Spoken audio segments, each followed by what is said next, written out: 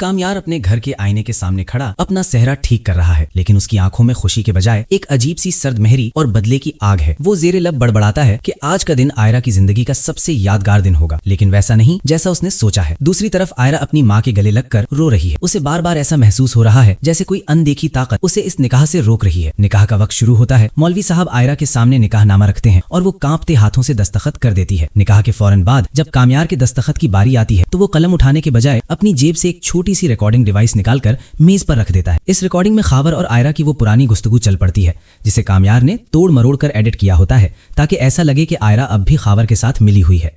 इरफान साहब का सर शर्म से झुक जाता है और वो वहीं फर्श पर बैठ जाते हैं। आयरा हैरत और सदमे से कामयार को देखती है तो कामयार उसके करीब आकर धीरे से कहता है कि तुमने समझा था मैं तुम्हें इतनी आसानी से माफ कर दूंगा, अब इस जिल्लत के साथ पूरी जिंदगी जियो।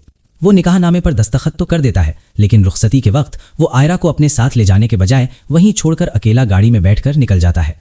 आयरा अब एक ऐसी दुल्हन बन चुकी है जिसका निकाह तो हो गया मगर उसे उसका शौहर छोड़कर चला गया है। इरफान साहब सदमे की वजह से अस्पताल पहुंच जाते हैं और घर में सफ़े मातम बिछ जाती है। इसी दौरान खावर अस्पताल पहुंचकर हमदर्दी का नाटक करता है, लेकिन आयरा को अब समझ आ चुका है कि ये सब खावर और कामयार की मिलीभगत है। वो अपने आंसू पोंछती है और एक ऐसा फैसला करती है जो किसी ने नहीं सोचा था। वो अस्पताल से निकलकर सीधी कामयार के घर पहुंचती है और उसके कमरे का दरवाजा तोड़कर अंदर दाखिल हो जाती है। वो कामयार से कहती है कि तुमने मुझे जलील करने के लिए निकाह किया था ना, अब मैं इसी घर में रहकर तुम्हारी हर साजिश का जवाब दूंगी। कामयार उसे घर से निकालने की कोशिश करता है, लेकिन आयरा निकाहनामा दिखाकर उसे खामोश करवा देती है।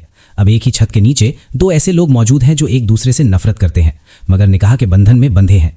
फारिया जब ये देखती है कि आयरा कामयार के घर में आ चुकी है तो वो एक नई साजिश तैयार करती है और कामयार की माँ के कान भरना शुरू कर देती है।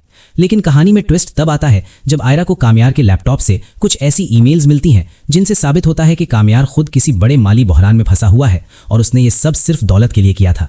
अब आयरा के पास कामयार को झुकाने का एक बड़ा हथियार आ चुका है और यहाँ से इन दोनों के दरमियान एक नई और खतरनाक जंग का आगाज होता है।